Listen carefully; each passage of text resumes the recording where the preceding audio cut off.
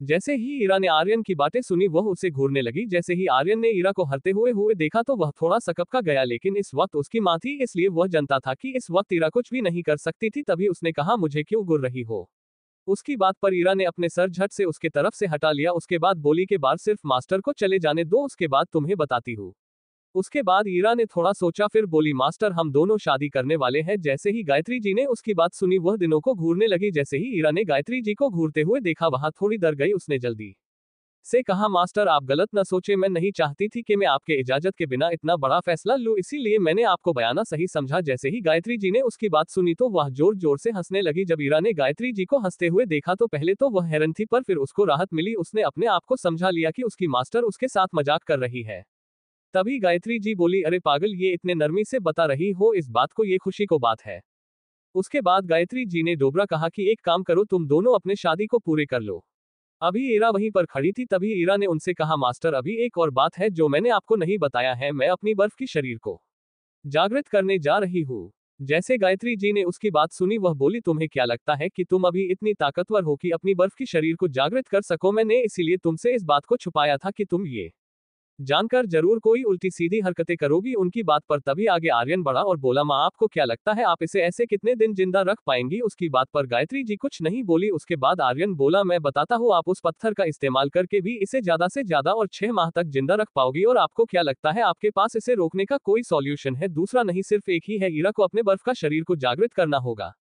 जब गायत्री जी ने आर्यन की बात सुनी तो बहुत ज्यादा हैरान हो गई। वे हैरानी से बस आर्यन की देखते जा रही थी। उन्हें ये समझ में नहीं आ रहा था कि आखिर आर्यन को ये सब कैसे मालूम है, ये सब वो भी उतनी गहराई से। तभी उन्होंने कहा, रुको अभी। उसके बाद उन्होंने अपनी आंखें बंद की मगर वह अपने जगह से हिल नहीं पाई। तभी एक हरनी से आर्यन की तरफ देखने लगी। गायत्री जी ने जब ये देखा तो वह और भी हैरान हुई, पर उन्हें एक और शौक लगना बाकी था। तभी उम्ही ने आर्यन से कहा, आखिर मैं तुम्हारे पास आ क्यों नहीं पा रही? आर्यन ने जब उनकी बात सुनी तो उसके चेहरे पर के मुस्कान आ गई। उसने कहा, माँ आप चाह के भी नहीं आ सकती, पर के उपाय है, आप मेरे प्रति जो ममता की भावना है उसकी इस्तेमाल करो। गायत्री जी ने आर्यन की बात सुनी, बहुत हैरान हुई मगर उन्होंने कुछ कहा नहीं। उसके बाद उन्होंने अपनी आंखों को बंद किया और आर्यन के यादों में खो गई, जिससे उनकी ममता की भावना जागृत हो गई। तभी अचानक गायत्री जी अपने जगह से गायब हो गई और आर्यन के बिल्कुल सामने आ गई।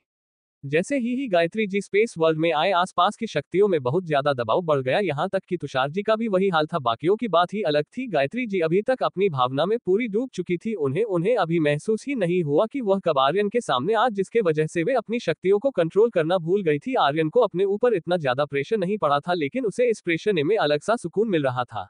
वहीं दूसरी तरफ लीना, रूपाली और नीलम को भी अपने ऊपर बहुत ज्यादा दबाव पड़ा, जिससे अचानक उसकी आंखें खुल गई। तभी उसे ये शक्ति जानी पहचानी लगी। लीना जल्दी से उस शक्ति के स्रोत के पास जाने लगी। नीलम का भी वही हाल था। दोनी वहां पर आ गई और दोनी जाकर तुषारकी के पास खड़ी हो है। वहां पर सारी लड़कियां वहां पर आ गई थी। तभी आर्यन गायत्री जी के पास चला गया। उसने कहा, माँ। जैसे ही उसने ये वर्ड कहा गायत्री जी को लगा कि वो अपने इमेजिनेशन में ही आर्यन की बात सुन रही है। इस वक्त आंखें आंखों में अंशु। तभी आर्यन आगे बढ़ा और उसने गायत्री जी को आंखों से अंशु पूछते हुए कहा, आप इतनी ज्यादा रो क्यों रही है? सच में मैं आपके सामने हूँ। जैसे ही गायत्री की आर्यन का स्पर्श महसूस हुआ उन्होंने जल्दी से अपनी आंखें खोली। उसके बाद उन्होंने जल्दी से आर्यन को गले लगा दिया, फिर दोबारा उसके माथे को चूमते हुए बोली, मेरा बच्चा कितना बाद हो गया है ना। उनकी बात पर आर्यन के चेहरे पर एक मुस्कान आ गई। वह कब से इस फीलिंग की कमी को महसूस कर रहा था, किस तरह से उसके सामने अपने अतीत के पन्ने आकर उसे तोड़ देते थे, मगर गायत्री जी को देखते ही उसकी सारी परेशानियां खत्म हो गई। तभी आर्यन ने कहा, माँ अभी यहाँ पर सभी है, मेरी इज्जत है यहाँ, अगर तुम ऐसे रोगी तो बाकी के सब क्या सोचने मेरे पास? उसके बाद पर गायत्री जी आर्यन से अलग हुई। उसके बाद उन्होंने आर्यन के सर पर मारते हुए कहा, बच्चे तुम कितने भी बड़े क्यों न हो जाओ, मेरे लिए तुम बच्चे ही रहोगे। उनकी बात पर आर्यन के चेहरे पर एक मुस्कान आ गई। वह कब से इस फीलिंग की कमी को महसूस कर रहा था, किस तरह से उसके सामने अपने अतीत के पन्ने आकर उसे तोड़ देते थे, मगर गायत्री जी को देखते ही उसकी सारी परेशानियां खत्म हो गई।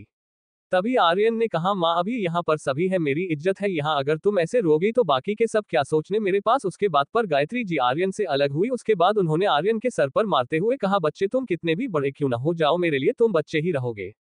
जैसे ही आर्यन ने उनकी बात सुनी को वह अपना सर सहलाने लगा। उसके बाद उन्होंने वममुश करने लगा। तभी गायत्री जी ने चारों लड़कियों के तरफ देखा। जैसे ही सभी ने उन्हें देखा, लीना को छोड़कर सभी अभिवादन किया। वही लीना बस शांत खड़ी रही। गायत्री जी को बहुत अजीब लगा, लेकिन पता नहीं क्यों लीना उसको जानी पहचानी लग रही थी। उसी वक्त आर्यन ने लीना को देखा तो उसने अपना सर पकड़ लिया। उसे समझ में नहीं आया कि वह इस लड़की का किया जारी। इसका गुस्सा और कद कभी भी नहीं जाने वाली थी। तभी गायत्री जी ने बड़ी बारी से तीनों की नाम पूछा। रूपाली और नीलम ने तो उनकी बात पर अपना अपना नाम बता दिया, लेकिन लीना अभी शांत थी, जैसे कि उससे कुछ पद रहा हो, उन्हें पहले ही बता दिया था। तभी गायत्री जी आगे बढ़ी और नीलम के पास चली गई। उसके बाद उन्होंने कहा, बेटा आप चिंता मत करना, आपकी शादी मैं अपने हाथ से करूंगी, वो भी पूरे धूमधाम से। उसके बाद गायत्री जी लीना ई पास चली गई। तभी जैसे उन्होंने गौर से लीना को देखा तो बोली, चाहे दुनिया कहीं के कहीं हो जाए, लेकिन महारानी को अपनो अकड़ बहुत प्यारी है हो भी क्यों न। किसी ने मुझसे कहा था कि सरे मर्द धोखेबाज होते हैं, और उसने शादी भी किससे की, वो भी मेरे ही बेटे से। जैसे ही लीना ने उसकी बात सुनी तो उन्हें घूरने लगी। उसके बाद बोली, अगर मैं पहले होश में होती तो तुम्हारे बेटे से क्या किसी और से शादी नहीं करती। और रही बात तुम्हारे बेटे का, तो मुझे पता भी नहीं था कि आर्यन तुम्हारा बेटा है, समझी। उसके बाद लीना उनको घूरने लगी। गायत्री जी की लीना के बात पर हंसी आ गई। उन्होंने कहा, महल फीनिक्स लोक की महान रानी श्रीमती रेनू राठौड़ को आज तक कोई भी मर्द, और उन्हें आया भी तो अपने सबसे अच्छे दोस्त का बेटा। जैसे ही लीना ने उनकी बात सुनी वह उनको घूरते हुए बोली, वह मैं नहीं थी, बल्कि वह मेरी क्लोन थी, समझी तुम मेरी दोस्त को इसे हुई। जब गायत्री जी ने उसकी बात सुनी तो बोली, अच्छा मैं ये तो जानती हूँ कि वह तुम्हारी क्लोन है, पर तुम ही थी ना, तो इसने अंतर क्या। अब अमिन तुम्हारी सास हुई, याद रखना। उसके बाद गायत्री जी ने कहा, सुनो सुनो, महान फीनिक्स की महारानी मेरी बहू है, अब कैसे चाहूं उसे परेशान कर सकती हूँ। जब लीना ने उसकी बात सुनी तो वह उन्हें घूरने वही गायत्री जी को उसे छेड़ने में और भी अच्छा लग रहा था। वह अच्छे से जानती थी कि लीना को अपना अगरूर सबसे ज्यादा प्यारा है, अगर उसको परेशान करना ना हो तो बच सके अगरूर को टारगेट करो। जब आर्यन ने ये देखा तो वह बहुत हैरान हुआ। उसने हैरानी से कभी गायत्री जी को देखा रहा था, तो तभी लीना को वे दोनों ऐसे बात कर रही थी जैसे कि वे दोनों सास बहू न हो के कोई बचपन की सहेली हो और आपस किसी बात के लिए लड़ रही हो। आर्यन ने ईरा के तरफ देखा, वह भी बहुत हैरान थी जैसे कि वह था। तभी उसने तुषार जी के तरफ देखा, जिनको बिल्कुल हैरानी नहीं थी, जैसे कि वे पहले इस सब के बारे में जाते थे। जब आर्यन ने उन्हें इतना नॉर्मल देखा तो वह उनके पास गया। उसके बाद बोला, मास्टर क्या आपको मालूम है क्या इन दोनों के बारे में। उसकी बात पर तुषार जी बोली, हाँ जानती हूँ, तुम्हारी माँ और तुम्हारी पत्नी दोनों एक एक दूसरे की इकलौती सहेली है। जैसे ही आर्यन ने उसकी बात सुना वह बहुत हैरान हो गया। उसने सोचा, आखिर बात क्या है, ये कैसे हो सकता है। उसने कहा, मास्टर पर लीना की देख तो हजारों साल पहले हुई थी, तो माँ उस वक्त तक कैसे जिंदा हो सकती है। उसकी बात पर तुषार जी बोले, बेटा लीना ने मैंने से पहले अपना एक क्लोन बनाया था, ताकि लोगों को यकीन न हो कि वह पुनर्जन्म के चक्र में जाने वाली है, इसलिए तुम्हार और माँ की मुलाकात हो गई, जिससे धीरे धीरे दोनों एक दूसरी की सहेली बन गई थी। मगर यही तक नहीं है, तुम्हारी माँ की भी कोई दोस्त नहीं थी पहले, और तुम अपनी पत्नी की अकड़ के बारे में अच्छे से जाते हो। अभी तुम्हारे सामने वह सही से रहती है, अगर कोई और आए तो वह तो उसके तरफ देखे भी नहीं। उनकी बात सुनकर आर्यन ने उनकी बात पर है में सर हिला दिया, क्योंकि उसने देखा था कि लीना कैसे दूसरों से बात करती थी। तभी उसने देखा कि उसकी माँ ने लीना से कहा कि अपनी कद ही दिखोई कि अपनी सहेली को गले भी लगाओगी। जैसे ही लीना ने उनकी बात सुनी उसके चेहरे पर एक मुस्कान आ गई। उसके बाद वह जाकर गायत्री जी के गले लग गई। उसके बाद वह बोला, क्या बात है, तुमने अपना रूप क्यों बदल लिया है। उसके बाद पर लीना बोली, दरअसल आर्यन को मेरा उस रूप में रहना पसंद नहीं है, वह ये नहीं चाहता कि उसके अलावा कोई और मुझे उस रूप में देखे। जब ईरा ने उन दोनों को ऐसे बात करते देखा और लीना को मुस्कुराते हुए देखा तो उन दोनों की मुंह खुली की खुली रह गई। तभी ईरा गायत्री से बोली, मास्टर क्या आप दीदी को पहले से जानती हो। उसके बाद पर गायत्री जी ने हंसते हुए देखा तो बोली, तुम्हें मैंने जिस दोस्त के बारे में बताया था वह यही है, रेनू राठौड़।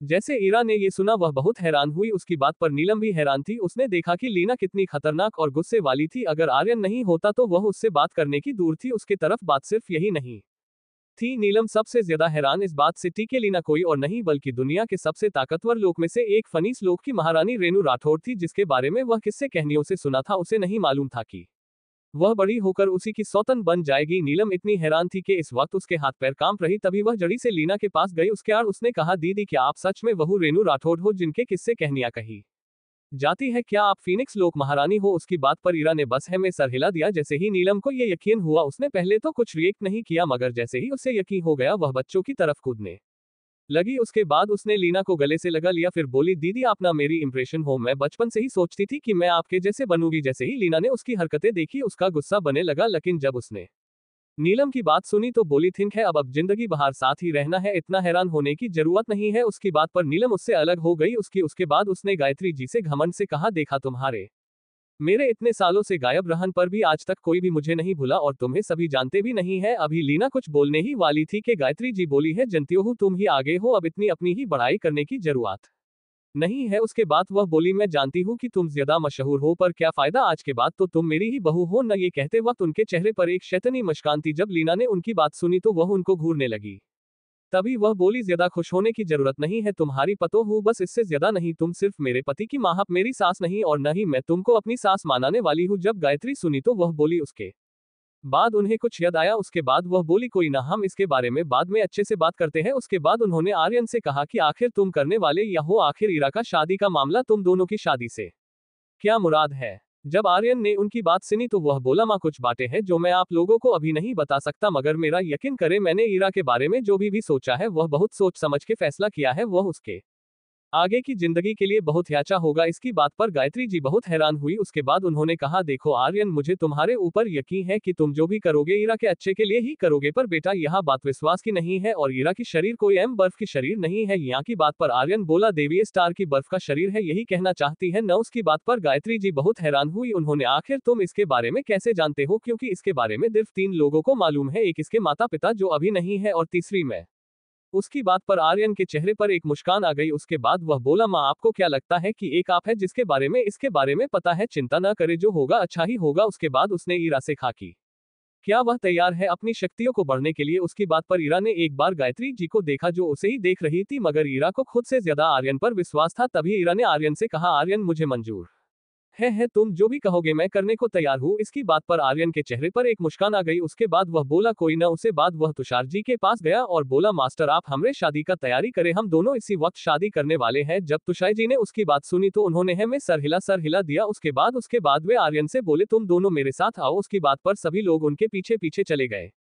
तुषार जी उन लोगों को लेकर अपने गुफा में चले आए। उसके बाद उन्होंने अपने गुफ की एक दरवाजे दीवार पर अपनी शक्तियों को डाला, जिससे वहां पर एक दरवाजा खुला, जिससे वहां पर एक हॉल था जिसमें सभी लोग चले गए। तुषार जी ने अपनी शक्तियों से वहां पर रोशनी की तो वहां आसपास के चीजों को देखकर सभी लोग बहुत हैरान थे, क्योंकि वहां पर ऐसी ऐसी चीजें थी जिसके बारे में कोई सोच नहीं सकता था। तभी आर्यन ने उनसे कहा, मास्टर ये तो एक प्राचीन मंदिर लग रहा है। तभी उसकी बाजार सामने की मूर्ति पर पड़ी, पर उसे उस मूर्ति की शकल जनी पहचानी लग रही थी, पर आर्यन पूरा यकीन था कि आज के पहले उसने कभी भी उस मूर्ति में बने लड़की को नहीं देखा था। तभी उसने तुषार जी से पूछा, मास्टर ये कौन है। उसकी बात पर तुषार जी बोले, बच्चे ये प्रकृति की देवी है जिससे इस संसार है, और तुम भी इसी के एक अंश हो। जब आर्यन ने ये सुना तो वह बहुत हैरान हुआ। उसकी बात पर तुषार जी बोले, बच्चे तुम एक देव योद्धा, जिसले वजह से तुम प्रकृति के देवी की ही अंश हो।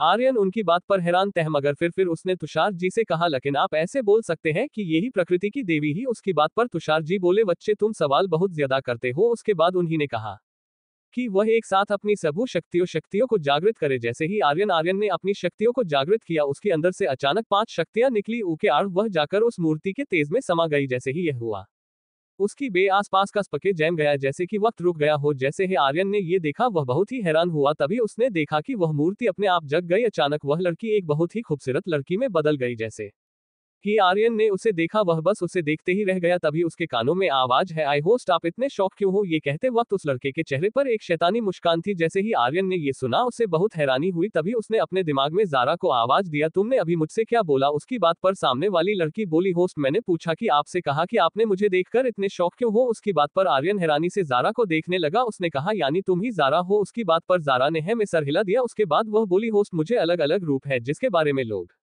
मुझे अलग अलग नाम से जानते हैं। जैसे ही आर्यन ने कह, पर तुम तो एक सिस्टम हो ना। उसकी बात पर जारा बोली, होस्ट मैं जो अभी हूँ सिर्फ अपना एक छोटा सा अंश हूँ। मुझसे मिलने के लिए से काम आपको देव सम्राट बनना होगा, उसके बाद ही आप मुझे अच्छी तरफ से देख सकते हो, और शायद आपकी किस्मत अच्छी रही तो हम लोग पहले भी मिल सकते हैं। और आपके अंदर जो सिस्टम वाली जारा है वह भी मेरी एक आशा ही यही। अभी आपके बारे में ऐसी बहुत जी जानकारियां हैं जिसके बारे में आज के पहले कोई भी नहीं जानता, यहाँ तक कि खुद आप भी वक्त आने को आपको मालूम हो जाएगा, आप चिंता मत करना। उसके बाद जारा बोली रही, बात मैं अभी जा रही हूँ, पर आपसे मुलाकात बहुत जल्द मुलाकात होगी। पर आप अपने आप याद दिलाया कि आप कोई आम योद्धा नहीं है, बल्कि आप एक देव योद्धा है। आपको प्रकृति ने बहुत बड़ा जिम्मेदारी दिया है, आप अपने उसके खिलाफ मत जना, नहीं तो आप खुद भी नहीं बचा पाओगे। उसकी बात पर आर्यन कुछ पूछने ही वाला था, अचानक वहां से जारा गायब होने लगी। तभी आर्यन ने उससे पूछा, ये तो बताओ कि आखिर तुमसे मुलाकात कभी होगी। उसकी बात पर जारा ने बस मुस्कुरा दिया। उसके बाद वह दोबारा मूर्ति बन गई।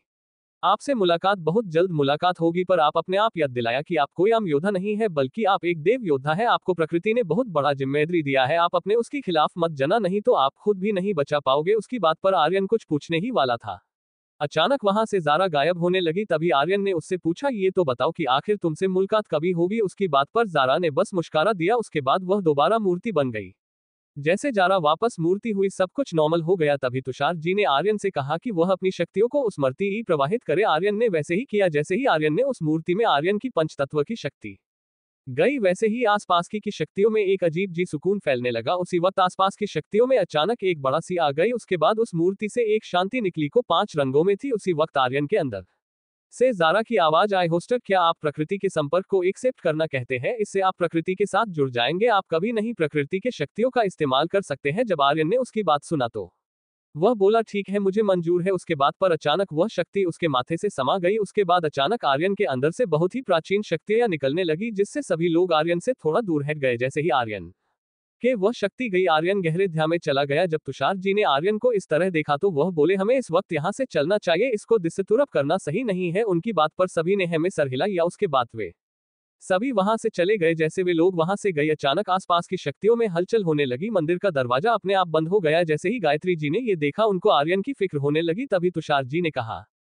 बच्ची अपने आप को संभालो, क्योंकि तुम्हारे परेशान कर सकता हो, जिससे उस बच्चे की शक्तियों में फर्क पड़ सकता है। जैसे ही गायत्री जी ने उसकी बात सुनी, उन्होंने अपने आप को संभल लिया। उसके बाद बोली नहीं, मैं ऐसा नहीं करने वाली। उसके बाद उन्होंने अपने आप को संभाला। फिर बोली मगर बूढ़े इंसान, आखिर आर्यन के साथ हुआ क्या और वह मूर्ति किसकी थी जहां पर मुझे पाता है? कुछ पल के लिए वक्त रुक गया था, मुझे बस एहसास हुआ उनकी बात पर लिन ने भी हाँ में सर हिला दिया। जब तुषार जी ने उनकी बात सुनी तो वह बोले बच्ची ये आम बात है, जब मैं पहली बार इस दुनिया में आया था तो पहले ही मुझे इस जगह से बहुत ज्यादा शक्तियां महसूस हुई, जो बहुत ही शुद्ध थी, जिसके वजह से मैं उस गुफा में रहने लगा। लेकिन हैरानी की बात यह थी कि जब मैं और ये बच्ची लड़ रहे थे तो आसपास की सभी पहाड़ें तो ढह गई, लेकिन इस पहाड़ पर कुछ भी नहीं हुआ, जिससे मुझे शक हुआ कि यहाँ और कुछ गड़बड़ है। उसके बाद मैंने इस गुफा को अच्छे से देखना शुरू कर दिया। तभी मुझे इस गुफा के बारे में मालूम। जैसे ही मैं इस सीक्रेट कमरे में गया, वैसे ही आसपास की शातियां और भी घनी हो गई।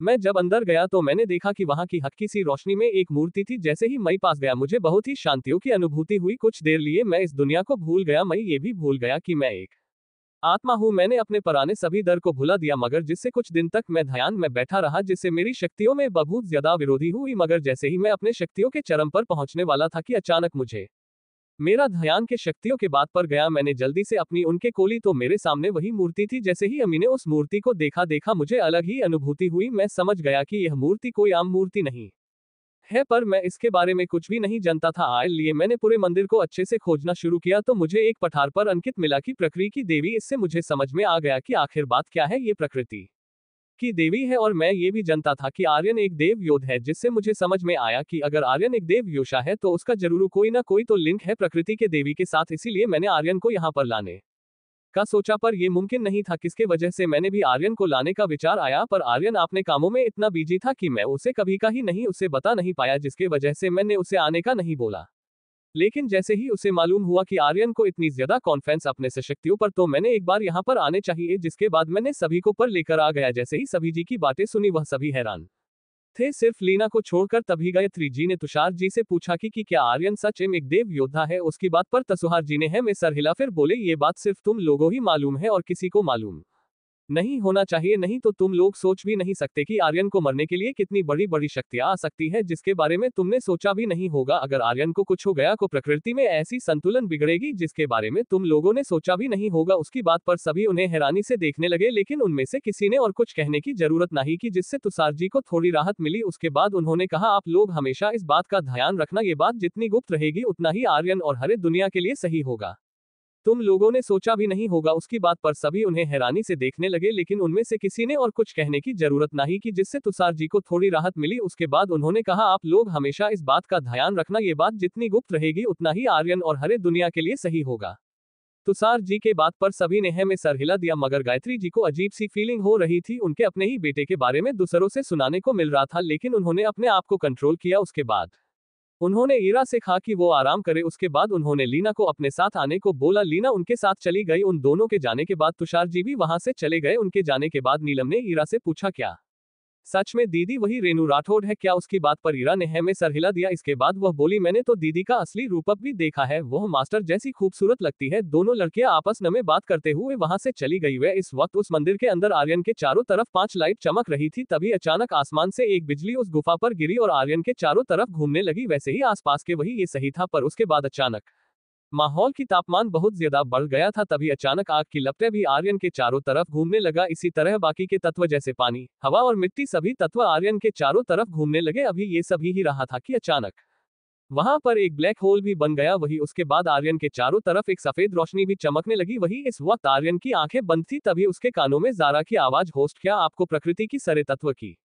शक्तियां मंजूर है? उसकी बात पर आर्यन ने में सर हिला दिया। उसके बाद ज़ारा की आवाज आई, होस्ट आपको आगे बढ़ने के लिए किसी एक खास शक्ति या तत्व को मुख्य शक्ति के रूप में चुनना होगा। उसकी बात पर आर्यन ने कुछ देर सोच। उसकी खुद की मूल शक्ति रोशनी थी, इसीलिए आर्यन ने ज़ारा से कहा कि मेरी मूल शक्ति रोशनी है, इसीलिए मेरे मुख्य शक्ति को रोशनी कर दो। उसकी बात पर ज़ारा ने में सर हिला दिया। उसके बाद आर्यन ने इनके चारों तरफ की शक्तियां उसके बदर समा गई, जिससे आर्यन के अंदर एक साथ बहुत सारी फीलिंग का एहसास हुआ। जैसे ही आर्यन के अंदर वह शक्तियां गई, उसके अंदर की शक्तियों में हलचल मच गई। तभी आर्यन को अपने आदर की शक्तियों में बहुत ज्यादा हलचल महसूस हुई। आर्यन ने उन्हें कंट्रोल करने की कोशिश की, मगर वह अपने आप को कंट्रोल नहीं कर पा रहा था। तभी उसने ज़ारा से पूछा, ज़ारा आखिर हो क्या रहा है? मैं अपने शक्तियों को कंट्रोल नहीं कर पा रहा हूँ। उसकी बात पर ज़ारा बोली, होस्ट बहुत सारे तत्व के शक्तियां आने की वजह से आपका शरीर अभी आपके शक्तियों को संभाल नहीं पा रहा है, जिसके वजह से आपके अंदर इतनी हलचल मची हुई है। आर्यन उसकी बात पर बोले, तो कब इस शक्तियों को कंट्रोल करोगी? जल्दी करो।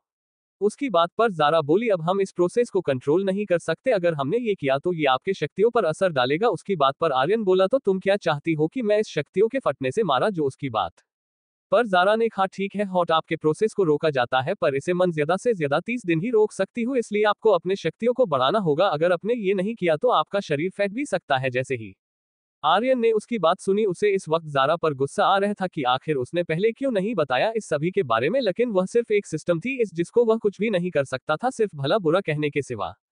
उसके बाद आर्यन ने अपने आप को संभला और बाकी के शक्तियों को कंट्रोल करने शुरू कर दिया। वही इस वक्त लीना और गायत्री जी एक पहाड़ के कोने पर बैठे हुए थे, दोनों सामने की तरफ देख रहे थे। तभी लीना ने गायत्री जी से पूछा, कैसी हो अभी? उसकी बात पर गायत्री जी के चेहरे पर एक मचकिया मुस्कान आ गई, जैसे कि वह अपने आप की मजाक उड़ा रही हो। उसकी इस मुस्कान को लीना समझ नहीं पाई। तभी उसने पूछा, क्या बात? यही सिंह परिवार की महारानी खुद पर हंस रही है? उसकी बात पर गायत्री जी का चेहरा उदास हो गया। उसके बाद उन्होंने बोला, तुम जानती हो कि आज पूरे 21 साल हो गए उनको देखे हुए, न जाने कहाँ होने किस हाल में होंगे, मुझे ये भी मालूम नहीं है। उसकी बात पर लीना बोली, तुम अच्छे से जानती हो कि उनकी शक्तियों के सामने कोई भी नहीं टिक सकता, मगर मुझे भी डर लगता है कि उनकी नर्म दिल के वजह से उनको कोई नुकसान न पहुंचा दे। उसकी बात पर गायत्री जी ने मैं सर हिला दिया। तभी गायत्री जी बोली, पर तुम्हें याद उन्होंने कहा था कि तुम्हारी वो अपने हाथों से करेंगे, पर उन बेचारे को क्या मालूम है कि तुम उनकी ही बहू बन चुकी हो। उनकी बात पर लीना का चेहरा लाल हो गया। उसके बाद वह बोली, देखो जो होना था हो गया, पहले मैं नहीं जानती थी कि आर्यन तुम्हारा और उनका बेटा है, पर जब मालूम हुआ तब तक बहुत देर हो चुकी थी। मुझे प्यार से ज्यादा बढ़ चुका था। तुम जानती हो कि उसकी वजह से मैं अपनी साम्राज्य भी नहीं जा पा रही। जैसे ही गायत्री जी ने लीना की बात सुनी तो वह हैरानी से लीना को देखने लगी। आर्यन तुम्हारा और उनका बेटा है, पर जब मालूम हुआ तब तक बहुत देर हो चुकी थी। मुझे प्यार से ज्यादा बढ़ चुका था। तुम जानती हो कि उसकी वजह से मैं अपनी साम्राज्य भी नहीं जा पा रही। जैसे ही गायत्री जी ने लीना की बात सुनी तो वह हैरानी से लीना को देखने लगी। उन्होंने कहा, क्या सच में तुम अभी तक वापस नहीं गई? उनकी बात पर लीना ने में सर हिला दिया। उसकी बात पर गायत्री जी बोली, मैंने सुना है राठौड़ परिवार में कुछ बड़ा होने वाला है, तुम्हारा वह वही जोरू कुछ करने वाला है। जैसे ही मुझे ये मालूम हुआ मैंने अपने गुप्तचरों को वहां पर भेजा था। उन्हें मालूम हुआ कि तुम्हारे भाई ने कुछ बाहरी शक्तियों के साथ सौदा कर लिया है, जिससे आसपास के शक्तियां नाराज हो गई है, मगर उसके ताकत के वजह से किसी ने कुछ नहीं। जहां एक मैं जाती हूँ वह एक चरम का मार्शल लॉर्ड है, मगर कोई कोई कहता है कि वह एक मशाल देव बन चुका है और रैंक 10 का भी फीनिक्स बन चुका है। मानगर इस बात पर कितनी सच्चाई है मैं नहीं जानती, मगर आसपास के जितने भी साम्राज्य है फीनिक्स लोक में, उसने सबको अपने सामने झुकने के लिए बोला है। यही नहीं, उसने ये कहा है कि जीने भी उसके सामने सर उठाना की क्रोधेश किया, उसकी अधीनता स्वीकार नहीं किया, उसे फीनिक्स लोक ही नहीं इस दुनिया को भी छोड़ना होगा। जब लीना ने उसकी बात सुनी तो उसका गुस्सा अपने आप से बाहर हो गया। उसके बाद गायत्री जी बोली, देखो तुम्हारे गुस्से के वजह से ही तुम्हारी क्लोन मरी गई थी, इसीलिए तुम अपन गुस्से को कंट्रोल करना सीखो, उसे अपनी ताकत बनो, ना कि उसे अपनी ताकत बनाओ। जब लीना ने उनकी बात सुनी तो थोड़ा नौमक हो गई। उसके बाद गायत्री जी बोली, तुमने अच्छा किया कि अभी अपने लो नहीं गई, अभी तुम इतनी ताकतवर नहीं हो कि तुम उनसे लड़ सको, और तुम्हें लड़ने के लिए आर्यन की जरूरत पड़ेगी, क्योंकि एक वही है जो उस बाहरी दुनिया के लोगों से लड़ सकता है। उनकी बात पर लीना बहुत हैरान पूछा, आप कैसे कह सकती है कि एक आर्यन ही उनसे लड़ सकता है? उसकी बात पर गायत्री जी बोली, देखो ये बात मुझे पता थी कि प्रकृति ने किसी को अपनी योद्धा चुन लिया है, कौन है ये किसी को नहीं मालूम, लेकिन दुनिया के जो शीर्ष पर है उन्हें मालूम चल गए है कि किसी को चुन लिया गया है, इसीलिए सभी ने अपने अपने आदमी चारों तरफ भेजना शुरू कर दिया है ताकि देव योद्धा को खोजा सके। और रही बात रयान की उनसे लड़ने की, तुम अच्छे से जानती हो उनके पास ऐसी शक्ति है जिसके वजह से है, अगर उनको मर भी देते हैं तो वह जिंदा हो जाते हैं। मगर आर्यन की बात अलग है, उसकी शक्तियां भी आम लोगों की शक्तियों से अलग है। अगर उसके हाथ से मरे हुए को कोई भी जिंदा नहीं कर सकता क्योंकि उसका अस्तित्व ही खत्म हो जाता है। तुम्हें लग रहा होगा कि आर्यन के पास जो शक्ति है वह कोई आम शक्ति है। मैंने इसके बारे में जब सुना तो सभी प्राचीन किताबों और उल्लेखों को देखना शुरू कर दिया था, जिससे मुझे एक प्राचीन किताब मिली थी जिसमें इसका उल्लेख था कि यह शक्ति क्रिएटर के पास होती है, जिसने इस दुनिया को बनाया है। उसने अपने इस शक्ति को वक्त आने पर कुछ कुछ इंसानों को देता है जिससे वह अपनी दुनिया की सिटी को संभल सके। लेकिन स्वर्ग को यह मंजूर नहीं है कि कोई भी इंसान देव सम्राट बने, जिसके वजह से जैसे ही उन्हें मालूम होता कि किसी देव योद्धा की जन्म होने वाला है तो वे लोग नीच हरकतों पर आ जाते हैं और अलग अलग हथकंडों को अपनाते हैं इस देव योद्धा को मरने के लिए। मगर हमारे लिए खुशी की बात यह है कि अभी तक किसी को भी मालूम नहीं है कि आखिर देव योद्धा है कौन, और मुझे ये भी लगता है कि आर्यन की मदद सिंह परिवार के देवता जरूर करेंगे। जब लीना ने उसकी बात सुनी तो वह बहुत हैरान हुई क्योंकि उसके अबदार इतनी जानकारी नहीं थी। उसे अब महसूस हुआ कि आर्यन के ऊपर कितना बड़ा खतरा था। जैसे ही लीना को यह एहसास हुआ उसका पूरा बदन कंपने लगा। जैसे ही गायत्री जी ने लीना की हल को देखा, उन्हें लीना को शांत करते हुए बोली कि तुम अभी चिंता न कर, आर्यन को कुछ भी नहीं होने वाला, तुम अपने आप को संभालो। उनकी बात पर भी लीना को कोई फर्क नहीं पड़ा। तभी किना अपनी जगह से खड़ी हो गई। उसके बाद वह बोली, जब तक मैं जिंदा हूं तक तक कोई भी आर्यन की नुकसान नहीं पहुंचा सकता, चाहे वह खुद स्वर्ग के सम्राट ही क्यों ना हो। उसके इतना कहते ही आसपास को शक्तियों में हलचल मच गई। उसके तभी आसमान में बिजलियां चमकने लगी जिससे कि वे लीना की बात से नाराज हो, पर लीना भी उस तरफ गुस्से से देख रही। तभी गायत्री जी लीना के पास गई। उसके बाद उन्होंने लीना से कहा कि वह पागलपन न करे, इससे स्वर्ग एक के देवताओं की नजर आर्यन पर जा सकती है। हमें जो भी करना है शांति से करना। जय इक्वल्स है, जब तक कि आर्यन एक देव सम्राट नहीं बन जाता तब तक तुम या मैं कुछ भी नहीं जानती। मगर असल बात यह थी कि देव सम्राट के सरे में उसकी जानकारी बहुत कम। तभी लीना ने कहा, जहां तक मैं जानती हूँ कि देव सम्राट सिर्फ इंसानों पर ही न हो, असुर, राक्षस और अन्य सभी चीजों पर भी राज करते हैं। स्वर्ग को भी उसके सामने झुकना पड़ता है, यहाँ तक असुर, उसे असुर लोक में असुर देव भी बोला जाता है। जैसे ही गायत्री जी ने लीना की बात सुनी वह बहुत हैरान हुई। उन्होंने उसी हैरानी से पूछा, असुर देव ही देव सम्राट होता है? उसकी बात पर लीना ने में सर हिला दिया। वही जब गायत्री जी ने लीना की बात सुनी तो उनकी हैरानी और भी बढ़ गई। स्वर्ग को भी उसके सामने झुकना पड़ता है, यहाँ तक असुर, उसे असुर लोक में असुर देव भी बोला जाता है। जैसे ही गायत्री जी ने लीना की बात सुनी वह बहुत हैरान हुई। उन्होंने उसी हैरानी से पूछा, असुर देव ही देव सम्राट होता है? उसकी बात पर लीना ने में सर हिला दिया। वही जब गायत्री जी ने लीना की बात सुनी तो उनकी हैरानी और भी बढ़ गई।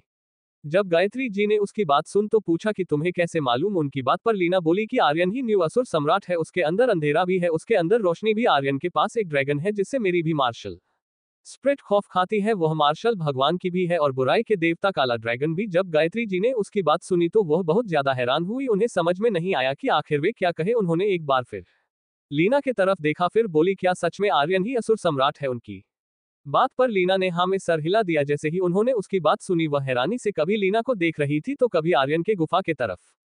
तभी उन लोगों को आसमान में बिजली चमकते हुए नजर आई। उसके बाद वह बिजली आर्यन की गुफा पर गिरी। उसके बाद सब शांत हो गया। जैसे ही उन दोनों ने ये देखा वह हैरानी से दोबारा एक दूसरे को देखने लगे। गायत्री जी को बहुत ज्यादा आर्यन की फिक्र लगी। भी वहां से जाने ही वाली थी कि लीना ने उनका हाथ पकड़ लिया। जैसे ही लीना ने उन्हें जाते देखा उसने झट से उनका हाथ पकड़ लिया, फिर बोली, तुम्हें टेंशन लेने की जरूरत नहीं, अगर पूरी स्वर्ग की बिजलियां भी आर्यन के ऊपर आ गई तन भी वह आर्यन का कुछ भी नहीं बिगड़ सकती। उसकी बात पर गायत्री जी दोबारा उसके तरफ देखने लगी। तभी लीना ने कहा, मैंने जो भी कहा वह सच है, आर्यन कोई नॉर्मल इंसान नहीं है। कितनी बार बोलूं, बिजलियों उसकी खतरा नहीं है बल्कि बिजलियां के लिए आर्यन खतरा है। ये कहते वक्त लीना के चेहरे पर एक मुस्कान थी। जैसे ही गायत्री जी ने उसकी बात सुनी तो वह हैरानी से बोली, कोई इंसान बिजली के लिए खतरा कैसे बन सकता है?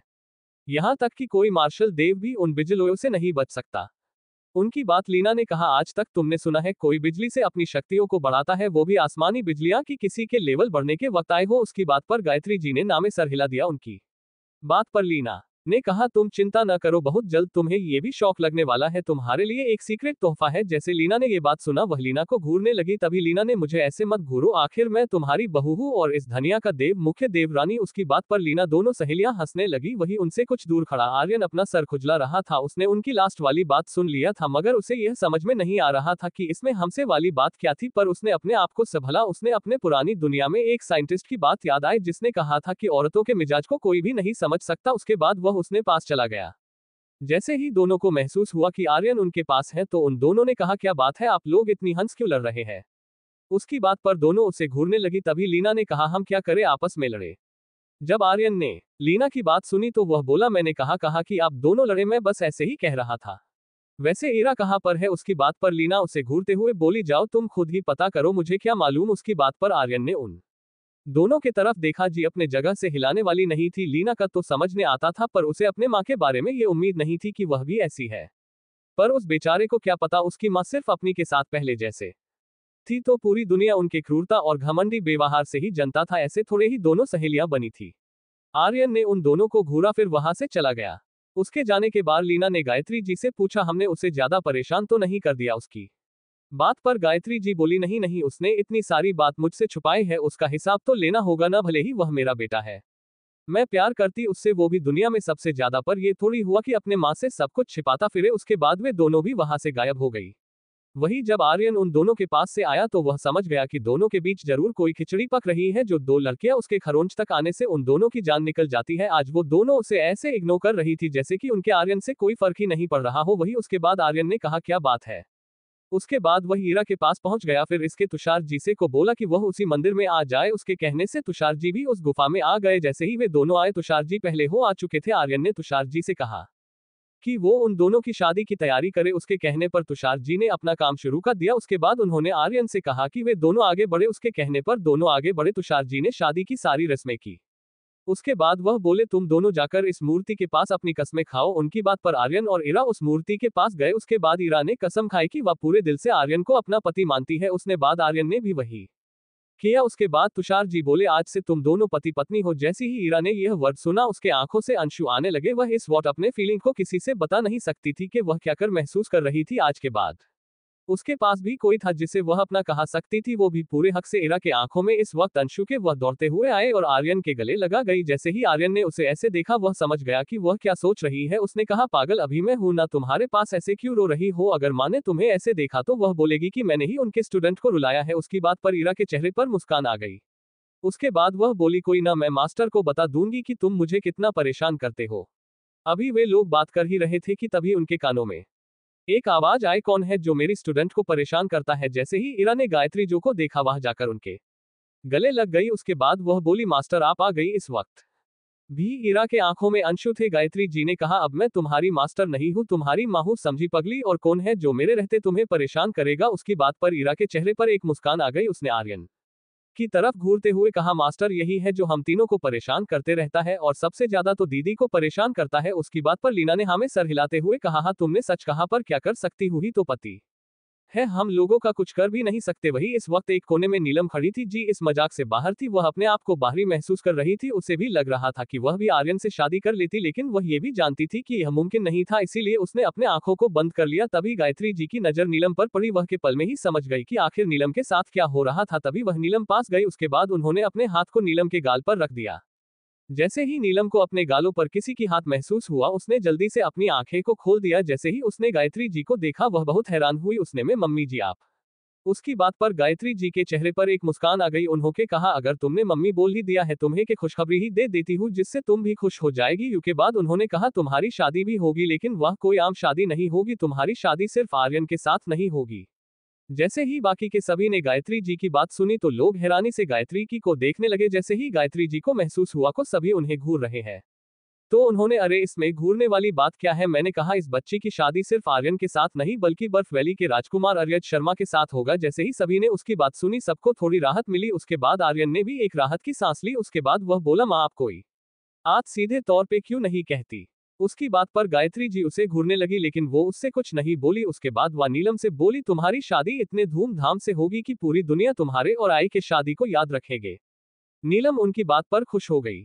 उसके बाद वह गायत्री जी के गले लग गई। आर्यन के साथ आज गलत ही हो रहा था, सभी उसे इग्नोर कर रहे थे। तभी आर्यन तुषार जी के पास गया। उसने कहा, मास्टर क्या आपको कुछ साजिश की बू आ रही है क्या? उसकी बात पर तुषार जी बोले, बच्चे तुम किस साजिश की बात कर रहे हो? जब आर्यन ने उसको इतना तेज बोलते हुए देखा तो वह बोला, मास्टर आप इतने तेज क्यों बोला रहे हैं? धीरे बोले, मैंने कहा क्या आपको अपने आसपास साजिश की बू नहीं आ रही? मुझे लगता है इन सभी में मेरे खिलाफ कर रची है। देख नहीं रहे हैं जब से माँ आई है, सब अलग तरह से व्यवहार कर रही है। उसकी बात पर तुषार जी को हंसी आ गई। उन्होंने कहा, बच्चे अब इनसे तुम ही निपटा, मेरा काम था तुम्हारा शादी करना, मैंने कर दिया। उसके बाद मैं चला। उसके बाद वह अपने जगह से गायब हो गए। उसके जाने के बाद भी आर्यन उन्हीं को घूरने लगा, फिर थोड़ा सीरियस हो गया। उसने ईरा से कहा, ईरा चलो मेरे साथ। उसकी बात पर ईरा कुछ कहना चाहती थी, पर उसने कुछ नहीं कहा और आर्यन के पीछे चली गई। जैसे ही इरा आर्यन के पीछे गई बाकी के सभी भी उनके पीछे आ गई। वही आर्यन और इरा इस पहाड़ी में सबसे ऊपर आ गए जहां पर बहुत ज्यादा ठंड थी। इरा को तो कोई भी फर्क नहीं पड़ रहा था, पर आर्यन की शक्तियां जमने लगी। तभी आर्यन के अंदर से भक्ष्य की शक्तियां बाहर आ गई। उसके बाद उन्होंने अपने आप आर्यन के चारों तरफ घेरा बना किया, जिससे आर्यन भी नॉर्मल हो गया। उसके बाद आर्यन ने इरा से कहा, क्या तुम इसके लिए तैयार हो? उसकी बात पर की ने हाँ में सर हिला दिया। उसकी बात पर आर्यन ने दोबारा उससे कहा, एक बात याद रखना, भले कुछ भी हो गए तुम्हारे पति यानी मैं हमेशा तुम्हारे साथ हूँ। ये प्रकृति चाहे तुम्हें कितनी भी तोड़ने की कोशिश करे, मगर तुम अपने आप को संभल के रखना, क्योंकि तुम्हारी हिम्मत ही तुम्हें बचा सकती है। उसकी बात पर इरा ने हाँ में सर हिला दिया। जब आर्यन ने ये देखा कि इरा को उसकी बात समझ में आ गई है, तो वह बोला, ठीक है, तुम अपने अपने कल्टीवेशन के रूप में बैठ जाओ। इरा ने जब आर्यन की बात सुनी तो वह उसके इशारे पर बैठे। कैसे हो? आर्यन ने उसे बैठते हुए देखा तो वह भी इरा के पास बैठा गया। इसके बाद उसने जारा से कहा कि क्या इरा अब उस मार्शल आर्ट किए तैयार है? उसकी बात पर जारा ने कहा, जी होस्ट, अब ये अच्छे से तैयार है। उसके बाद जारा ने कहा, होस्ट आप जाकर उनके एकदम सामने बैठ जाइए। जैसे ही आर्यन ने जारा की बात सुनी, वह जाकर इरा के एकदम सामने बैठ गया। जैसे ही आर्यन सामने बैठा उसके बाद तभी जारा ने कहा, होस्ट आले शरीर को किस टाइम के लिए मुझे कंट्रोल करना होगा। उसकी बात पर आर्यन ने जारे से बोला, तुम तो किस सिस्टम हो, मुझे कैसे कंट्रोल करोगी? उसकी बात पर जारा ने कहा, होस्ट शायद साल भूल गए हैं कि इंसान का शरीर को उसके माइंड के को कंट्रोल करके किया कर सकता है। मुझे कुछ वक्त के लिए आपके शरीर को कंट्रोल करना होगा, तभी मैं कुछ कर पाऊंगी। उसकी बात पर आर्यन ने पहले तो कुछ सोचा, उसके लिए इस वक्त इरा के जान से बढ़कर कुछ भी नहीं था। तभी आर्यन ने अपनी आंखों को बंद कर लिया। उसके बाद उसने जारा से कहा कि वह आर्यन के ऊपर कंट्रोल कर सकती है। उसके ऐसे कहते ही आपास की शक्तियों में एक बहुत ही प्राचीन शक्ति बहने लगी। आर्यन के चारों तरफ एक अलग सी शक्ति बहने लगी। तभी आर्यन ने एक आंखें खोली, जो कि वक्त आधे भाग काली और आधा भाग सफेद थी। इस वक्त वह आर्यन नहीं जा रहा थी। तभी जारा ने चारों तरफ देखा, जिससे उसके चारों तरफ एक शक्ति का घेरा बन गया। ये घेरा वैसा ही था जब आर्यन एक मार्शल पूर्वज बना था, पर यह उससे भी शक्तिशाली था। जैसे ही जारा ने अपनी शक्तियों को बढ़ाना शुरू किया, आसपास की माहौल में शांति फैल गई, जैसे कि वहां पर आर्यन और इरा को छोड़कर वहां पर कोई एडजस्ट ही नहीं करता हो। उसके बाद आर्यन ने अपनी आंखें बंद की, जिसके बाद से अंदर से एक बहुत ही घनी नीली रोशनी निकली और इरा के सर में समाने लगी। जैसे ही इरा के अंदर गया, इरा को महसूस हुआ कि जैसे कि किसी ने उसके सर को तोड़ दिया ही हथौड़े से। आसपास की माहौल में शांति फैल गई, जैसे कि वहां पर आर्यन और इरा को छोड़कर वहां पर कोई एडजस्ट ही नहीं करता हो। उसके बाद आर्यन ने अपनी आंखें बंद की, जिसके बाद से अंदर से एक बहुत ही घनी नीली रोशनी निकली और इरा के सर में समाने लगी। जैसे ही इरा के अंदर गया, इरा को महसूस हुआ कि जैसे कि किसी ने उसके सर को तोड़ दिया ही हथौड़े से। जैसे ही जारा ने उसकी आवाज सुनी तो बोली, देखो अपने आप को संभलो, अगर तुम हार मानी तो अपने साथ साथ आर्यन को भी हमेशा के लिए खो दोगी। जब इरा ने आर्यन की जगह किसी अनजानी लड़की की आवाज सुनी तो वह दर्द में भी जल्दी से पूछा, आखिर तुम कौन हो और आर्यन कहाँ खा? उसकी बात पर जारा बोली, मैं कौन हूँ इसके बारे में जानने से अच्छा है कि तुम अपने शक्तियों को संभलो और जो भी मार्शल आर्ट्स दे रही हूँ उसको अपने अंदर समा लो। मैं ये जानती हूँ कि यह आसान नहीं होगा, क्योंकि ये देवीय स्तर की मार्शल आर्ट है जो तुम्हें बर्फ के देवी भी बना सकता है। कोई भी बड़ा चीज हमें आसानी से नहीं मिलता। अगर तुमने अपने आप को नहीं संभला तो तुम अपने साथ साथ आर्यन को भी खो दोगी। जैसे ही इरा ने सुना कि उसके वजह से आर्यन भी खतरे में पड़ सकता है, तो उसने अपने दर्द को बर्दाश्त करना शुरू कर दिया। उसके बाद उसने जारा से कहा कि वह अपनी प्रोसेस जारी रखे। उसकी बात पर जारा ने अपना प्रोसेस शुरू कर दिया, जिससे इरा को बहुत ज्यादा दर्द होने लगा। वह जैसे जैसे उस मार्शल स्पिरिट को अपने अंदर ले रही थी, वैसे वैसे ताकत बढ़ती जा रही थी, मगर इरा को इन सभी चीजों का एहसास न था। वह दर्द से अपनी आंखों को खोल भी नहीं पा रही थी। उसने कई घंटों तक वह दर्द को बर्दाश्त करती रही। तभी जारा ने कहा, लड़की बस और कुछ ही देर और अपने आप को बर्दाश्त कर लो, उसके बाद सब तुम्हारे फेवर में ही होगा। वही जैसे जैसे इरा की शक्तियां बढ़ती जा रही थी, आसपास बहुत ज्यादा ठंड बढ़ती जा रही थी। तभी उसने देखा कि आज की तापमान बहुत ज्यादा बढ़ गया। जैसे ही यह हुआ, आसपास बहुत ज्यादा बर्फ गिरने लगी। यही नहीं, आसपास के पहाड़ी भी बर्फ से घिर गए। जैसे गायत्री जी ने ये देखा, वह बहुत हैरान हुई। उन्होंने कहा, लहिर ये कौन सी मार्शल आर्ट है और जो इतना खतरनाक है? मगर उन्होंने कुछ भी नहीं कहा। उसके बाद उन्होंने तुषार जी के तरफ देखा और पूछा, आपने मेरे पूर्वज की मार्शल आर्ट को उसे दे दिया है? उसकी बात तुषार जी ने है में सर हिला दिया। फिर बोले, लेकिन मैंने जो मार्शल आर्ट दिया है वह ये मार्शल आर्ट नहीं है। जैसे ही उन लोगों ने ये सुना, सब बहुत हैरान हुए, क्योंकि किसी को समझ में नहीं आया कि आखिर आर्यन के पास इतनी ताकतवर मार्शल आर्ट कैसे आई। सभी हैरानी से बस उस गोले को देख रहे थे, लेकिन किसी ने वहां जाना सही नहीं समझा। जैसे ही सभी को महसूस हुआ तो तुषार जी बोले, जब मैं सोचता हूँ कि मैं इस लड़के को समझ गया, तक वो लड़का कुछ ऐसा कर देता है जिससे हम लोग हैरान हो जाते हैं। मुझे लगता है इस लड़के को कोई भी नहीं समझ सकता। उसकी बात अपर गायत्री जी को हंसी आ गई। उन्होंने कहा, कैसे मास्टर है जिनको खुद के स्टूडेंट के बारे में ही नहीं मालूम कि वह क्या कर रहा है। जब तुषार जी ने उनकी बात सुनी तो वह उन्हें घूरने लगे। जैसे ही गायत्री जी ने उन्हें हरते हुए देखा तो बोली, मैं अपने पूर्वज को ये बता सकती हूँ कि आप मुझे घर रहे थे। जैसे ही तुषार जी ने गायत्री जी उसके पूर्वज की धमकी सुनी तो वे बोले, तुम्हें क्या लगता है कि मैं उससे डरता हूँ क्या? जाकर बता देना, शायद तुम भूल रही जो कि मैं एक तलवार देवता हूँ जिसके सामने पूरी दुनिया सर झुकाती थी। तुमने क्या मुझे कोई आम मार्शल देव समझ के रखा जाए क्या? उनकी बात पर गायत्री जी बोली, पर मैंने तो आपके बारे में कुछ और सुना है कि आप मेरे सिंह परिवार के पूर्वज के साथ के बिना कुछ भी नहीं थे। जैसे ही तुषार जी ने उनकी बात सुनी वह बहुत गुस्सा हो गया। उन्होंने कहा, बच्ची अब तुम अपने हद से बाहर जा रही हो। जब गायत्री जी ने देखा कि तुषार जी का गुस्सा बढ़ा गया तो वह चुप हो गई, लेकिन वह अपने हाशी को दबा नहीं पाए। जैसे ही तुषार जी ने उनके हंसी को देखा उसका गुस्सा बढ़ता जा रहा था। उन्होंने वहां से जाना ही सही समझा। जैसे ही तुषार जी वहां से गए तभी लीना ने उनसे कहा, आखिर तुम उन्हें परेशान क्यों कर रही हो? जनता हो न कि वे कौन, ऐसे दुनिया के सिर्फ 2-3 लोग हुए हैं जो उसकी बर्बरी लार सकते हैं। गायत्री जी बोली, तुम घबराओ मत, वो मुझे अपनी बेटी के जैसे मानते हैं, इसीलिए कभी भी मेरी बातों से गुस्सा नहीं हो सकते। लीना ने उसकी बात पर बोली, देखा लो वो रूठते बभी है बहुत ज्यादा। जब मैं भी आई थी तो भी मैंने भी उन्हें बहुत परेशान कर दिए थे, पर उन्होंने अपने आप को कंट्रोल में रखा था। मैं अब अभी तक समझ नहीं पाई कि आखिर उनकी असली ताकत क्या है। उसकी बात पर गायत्री जी बोली, देखो अभी जहां तक मैं जानती हूँ वह अभी एक चरम के मार्शल आर्ट है जो किसी आम चरम के मार्शल आर्ट से भी खतरनाक है। मगर जहां तक मैं उनको जानती हूँ, जब तक कि आर्यन शक्तिशाली नहीं हो जाता कि वह उनके शरीर को खोज सके तभी तक वह इससे आगे नहीं बढ़ सकते। उनको आगे बढ़ने के लिए वापस जिंदा होना होगा और ये सिर्फ आर्यन की कर सकता। उसके लिए उसे सबसे पहले सच्ची आग को खोजना होगा और भी, या वह उसके बाद उनके लिए दूसरे शरीर को भी बना सकता है। मार्शल आर्ट है जो किसी आम चरम के मार्शल आर्ट से भी खतरनाक है। मगर जहां तक मैं उनको जानती हूँ, जब तक कि आर्यन शक्तिशाली नहीं हो जाता कि वह उनके शरीर को खोज सके तभी तक वह इससे आगे नहीं बढ़ सकते। उनको आगे बढ़ने के लिए वापस जिंदा होना होगा और ये सिर्फ आर्यन की कर सकता। उसके लिए उसे सबसे पहले सच्ची आग को खोजना होगा और भी, या वह उसके बाद उनके लिए दूसरे शरीर को भी बना सकता है।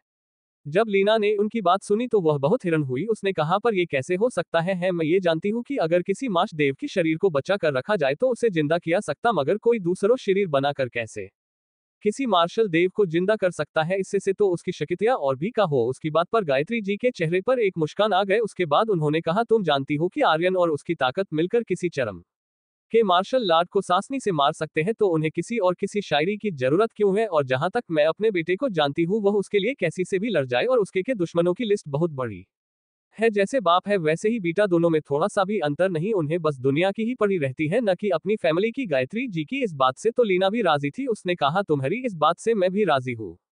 तुम्हें पता है जब से हमारी शादी हुई है आज तक वह शांति से कभी मेरे साथ नहीं रहा। जैसे ही गायत्री जी ने उसकी बात सुनी तो उसके चेहरे पर मुस्कान आ गई। उसके बाद वह बोली, कोई बात नहीं, तुम बड़ी मुझे तना देती थी, अब तुम्हारी बड़ी है। जब लीना ने उनकी बातें सुनी तो वह उन्हें घूरने लगी। तभी गायत्री जी बोली, चलो हमें यहाँ से चलना चाहिए। उसकी बात पर लीना बोली, मैं कहीं नहीं जाने वाली, तुम जा सकती हो। उसके बाद लीना ने अपने शक्तियों से आसपास के चट्टान को साथ किया और वहीं पर बैठ गई। उसके बाद वह बोली, भले ही तुम अपने बेटे की ज्यादा चिंता ना हो, पर मुझे अपने पति की है। अगर वह अपने शक्तियों से बेकाबू हो गया तो उसे कोई बही नहीं संभल सकता, उसे सिर्फ 2 इंसान ही संभल सकते हैं। लीना की बात पर गायत्री जी हैरानी से लियाना को देखने लगी। तब भी उन्होंने लीना से पूछा कि आखिर वह 2 लोग कौन है जो आर्यन को संभल सकते हैं? उनकी बात पर लीना के चेहरे पर एक मुस्कान आ गई। तभी वह बोली, एक मैं और एक और है जो उसे सिर्फ कंट्रोल कर सकती है। उसकी बात पर गायत्री जी बोली, बताना है तो सीधा सीधा बता दो, ऐसे कुछ करने की जरूरत नहीं है। उनकी बातों से लीना के चेहरे पर मुस्कान आ गई। उसे उन्हें परेशान करने का मौका मिल गया था तो वह कैसे गवा सकती थी। तभी वह बोली, बात नहीं, वक्त आने पर बता दूंगी। उसकी बात पर गायत्री जी बोली, सोचते रहो और रखो अपने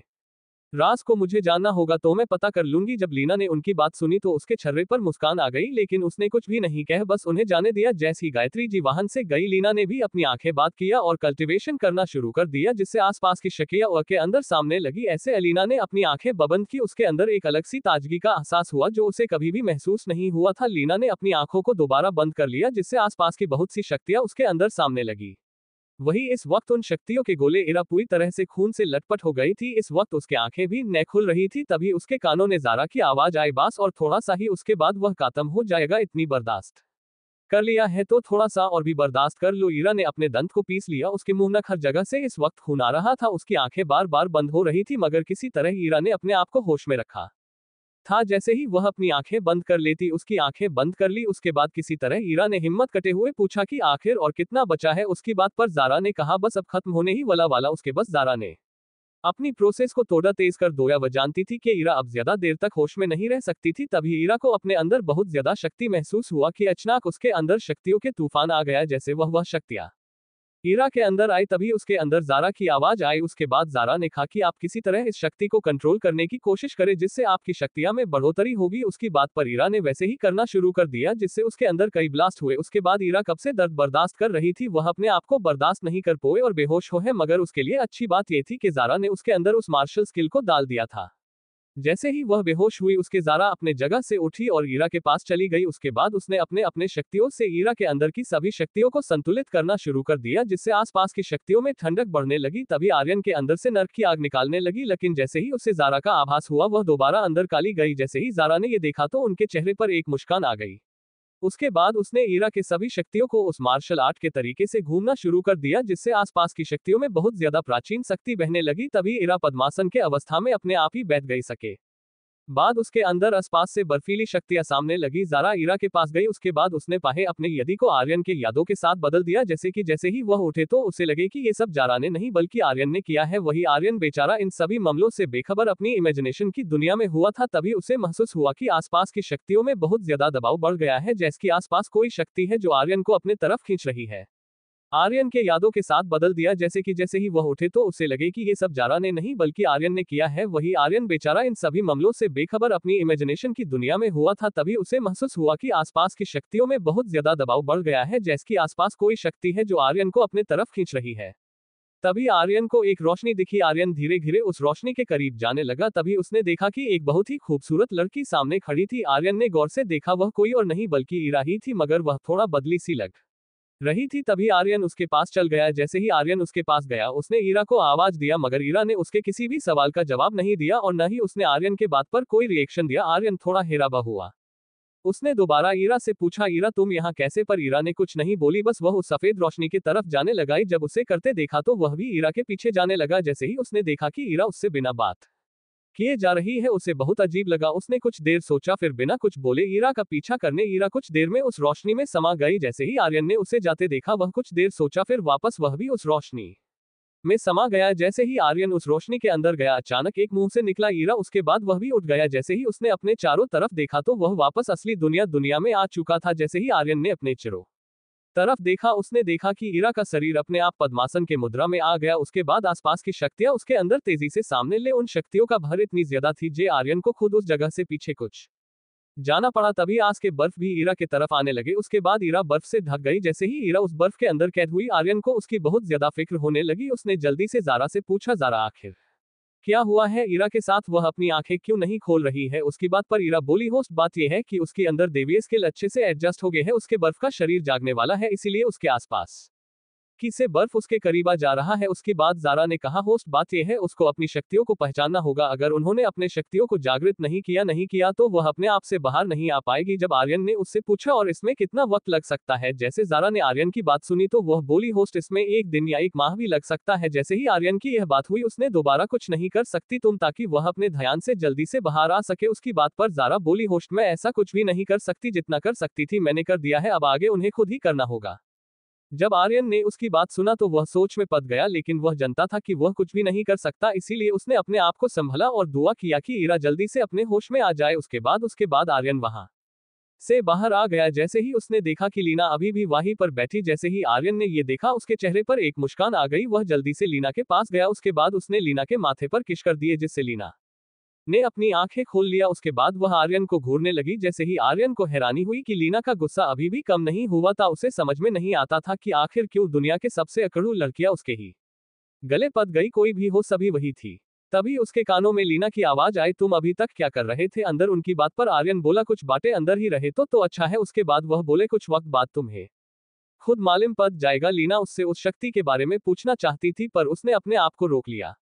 तभी आर्यन आगे बढ़ा और बोला, जाकर आराम कर लो। लीना ने उसके बात पर लीना ने में सर हिला दिया। उसके बाद वह वहां से चली गई। उसके जाने के बाद आर्यन ने वापस ईरा की तरफ देखा और वही कर कल्टीवेशन करने के लिए बैठ गया। तभी उसके कानों में जारा की आवाज आई, होस्ट आपके अंदर की शक्तियों को अब ज्यादा देर कंट्रोल नहीं किया कर सकता, आपको उन्हें कंट्रोल करना ही होगा, नहीं तो आपका शरीर ब्लास्ट कर सकता है। उसकी बात पर आर्यन ने दोबारा पीछा कि आखिर वह उस शक्ति को कब तक रोक सकती है। उसकी बात पाए जारा बोली, होस्ट बाहरी सुनिया के ज्यादा से ज्यादा 15 दिन ही रोक सकती हूँ। जब आर्यन ने उसकी बात सुनी तो वह बोला इतना वक्त काफी है उसे कुछ सोचने के लिए। उसके बाद वह बोला एक काम करो, तुम मेरी बढ़ने की कोई और तरीका बताओ जिससे जल्दी से मैं अपना लेवल बढ़ सकता हूँ। उसकी बात पर ज़ारा बोली होस्ट आपकी सच्ची आग को धुंधनी होगी लेकिन आप बिना प्रकृति से जुड़े उस आग को अपने अंदर नहीं समा सकते, क्योंकि वह आग प्रकृति की एक शुद्ध ऊर्जा है जो सिर्फ अच्छे के लिए होती है।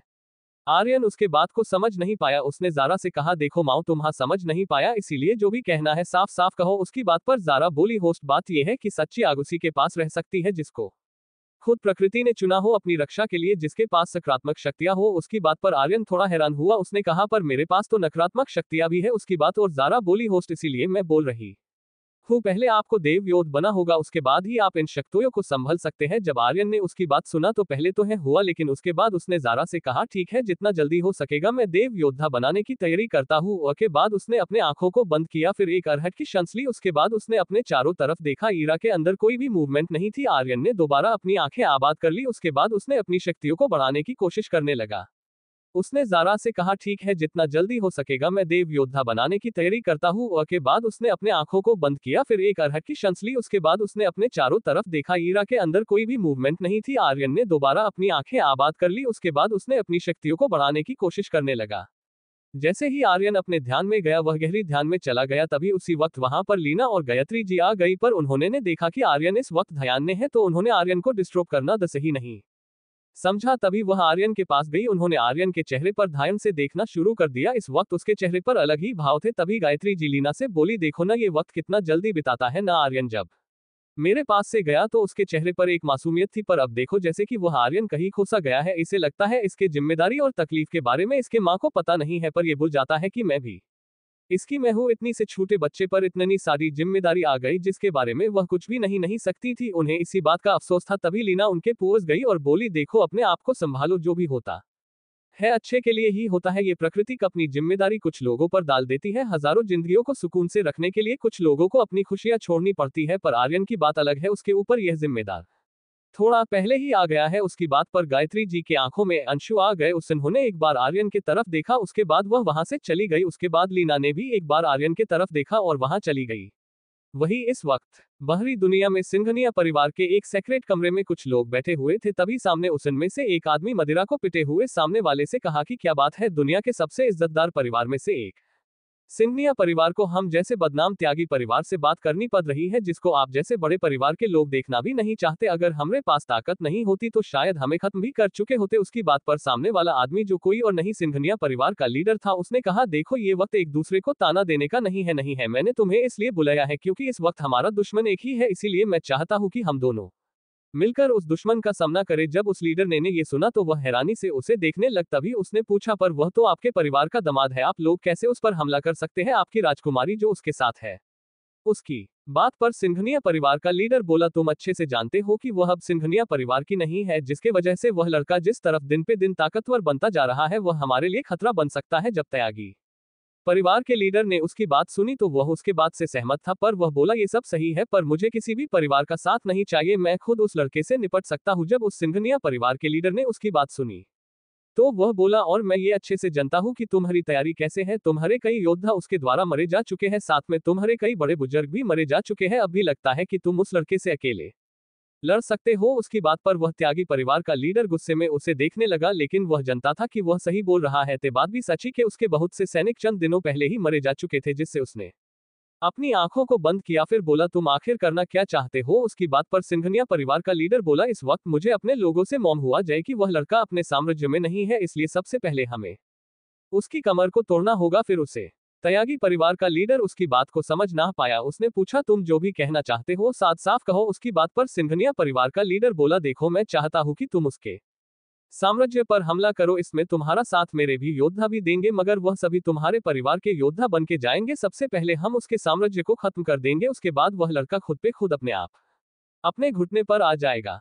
त्यागी परिवार का लीडर उसके बात पर पहले तो हैरान हुआ, लेकिन फिर उसने उसकी बात मान ली। उसके बाद उसने कहा पर हम हमला कब करने वाले हैं। इसकी बात पर सिंघानिया परिवार का लीडर बोला जितना जल्दी हो सके उतना जल्दी तुम हमले की तैयारी करो। उसकी बात पर तेजी परिवार का लीडर ने में सर हिलाया और वहां से चला गया। जैसे वह वहां से गया, सिंघनिया परिवार के लीडर के चेहरे एक शैतानी मुस्कान आ गई। उसके बाद उसने कहा, कोई ना, अब एक काम करो, तुम अपने सभी लोगों को इकट्ठा करो, क्योंकि हमें उन पर करना उतना आसान नहीं होगा। उस लड़के पर हमला हम करेंगे और बाकी के सभी जिम्मेदारों त्यागी परिवार पर जाएगी। जब महान बुजुर्ग ने उसकी के भी चेहरे पर मुस्कान आ गई, उसने कहा, जैसा आप कहें, मैं अभी जाकर हमले की तैयारी करता हूँ। उसकी बात पर उसने हेमे सर हिलाया और उसे वहां से जाने को बोला। जब महान बुजुर्ग वहां से चल गया, अचानक वहां पर अचानक एक का परछाई आ गई, जिसको देखते ही सिंघनिया परिवार के लीडर ने अपना सर झुका लिया। उसके बाद वह बोला, मास्टर, बहुत जल्द वह लड़की आपके पास होगी। मैंने सभी इंतजाम कर दिया है। आप अच्छे से जानते हैं वह लड़का शर्मा परिवार से है। अगर हमने उस पर हमला लिया तो हमें बहुत बड़ा नुकसान हो सकता है। उसकी बात पर वह कलाशया बोला, इसीलिए तो मैंने तजम से बोला था कि उस तेजी परिवार से की सहायता को तुम्हारे लिए अच्छा होगा। उसकी बात अपर लीडर ने है में सर हिला दिया। तभी वह साया बोला, एक बात अच्छे से याद कर लेना, उस लड़के को कभी भाभी कमजोर समझने की कोशिश मत करना, नहीं तो ये तुम्हारे लिए अच्छा नहीं होगा। उसकी बात पर लीडर ने है में सर हिला दिया, फिर बोला, मास्टर, आप चाहे तब उस लड़के को मर सकते ही और किसी को मालूम भी नहीं चलेगा। इसकी बात पर वह लीडर बोला, देखो, इस वक्त अभी हम ऐसे कोई भी गलती नहीं करना चाहते ताकि किसी की भी नजर मेरे ऊपर या मेरे लोगों पर जाए। पिछली बार हमने यही गलती की थी जिसके वजह से हमें इतने बड़े हार का सामना करना पड़ा था, पर इस बार सब कुछ हमारे कंट्रोल में होने वाला है। यही नहीं, इसमें हमारे देवता भी शामिल होंगे और सिंघनिया परिवार उसके बाद हमारे समुदाय का ही अंग होगा। जब सिंघनिया परिवार के लीडर ने उसकी बात सुनी तो उसके चेहरे पर एक शातिर मुस्कान आ गई। उसके बाद उसने कहा, आप जैसे चाहे मास्टर। उसके बाद उसने दोबारा उस काले साये के सामने झुका, जिससे वह साया वहां से गायब हो गया। उसके जाने के बाद ही सिंघानिया परिवार के लीडर के चेहरे पर एक शैतानी मुस्कान आ गई। उसने घमंड भरी आवाज में कहा, बहुत जल्द ये पूरी दुनिया के सबसे ताकतवर परिवार सिंघानिया परिवार होगा। अब सिंह परिवार और शर्मा परिवार को बर्बाद होने से की भी नहीं रोक सकता। उसके वह भी वहां से बाहर आ गया। जैसे ही वह बाहर आया, उसके सामने महान बुजुर्ग खड़ा था। उसने कहा, लीडर, सारी तैयारियां हो चुकी है, अब बस उस पे हमला करना बाकी है। जब लीडर ने उसकी बात सुनी तो उसके चेहरे पर एक शातिर मुस्कान आ गई। उसने कहा, अपने त्यागी परिवार के लीडर से बात की। उसकी बात पर महबुजुर्ग बोले, लीडर, हमने पहले ही त्यागी परिवार को पहले ही खबर भेजवा दिया है। उसकी बात लीडर ने है में सर हिला दिया। उसके बाद वह वहां से चला। वही इस वक्त दूसरी तरफ त्यागी परिवार में अलग ही माहौल था। त्यागी परिवार का लीडर अपने सिंहासन पर बैठा हुआ था तभी, और उसके सामने उसके सभी बुजुर्ग खड़े हुए थे। तभी उनसे एक बुजुर्ग खड़ा हुआ। उसके बाद वह बोला, लीडर, मुझे पता लगा है कि उस लड़के के ताल्लुकात शर्मा परिवार के साथ है। जैसे ही लीडर ने उसकी बात सुनी, वह बहुत हैरान हुई। उसने हैरानी में ही उस बुजुर्ग से पूछा, क्या सच में उस लड़के के ताल्लुकात शर्मा परिवार के साथ है? उसकी बात पर उस बुजुर्ग ने है में सर हिला दिया।